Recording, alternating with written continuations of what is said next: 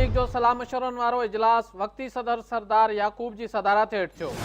इजलास में अॻूणो वज़ीर आज़म नवाज़ शरीफ, वज़ीर आज़म शाहिद खाकान अब्बासी, शहबाज शरीफ, आज़ाद कश्मीर जो वज़ीर आज़म, बलोचिस्तान जो वॾो वज़ीर ऐं ॿिया लीगी अॻवान शरीक थिया।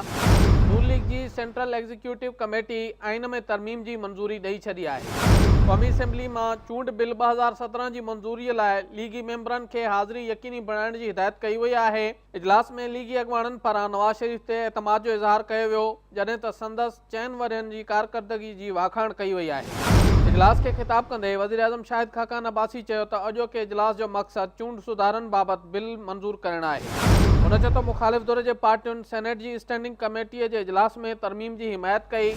संदसि चवणो त मुख़ालिफ़ धुर खे हाणे होश आहे, जंहिंजो मतिलबु सभिनी खे ख़बर आहे। वज़ीर आज़म शाहिद खाकान अब्बासी चयो त मामले ते क़ौमी असेंबली में बहस कयो वेंदो, ऐवान खे ॿुधायो वेंदो त माज़ीअ में तरमीम कीअं शामिल कई वई।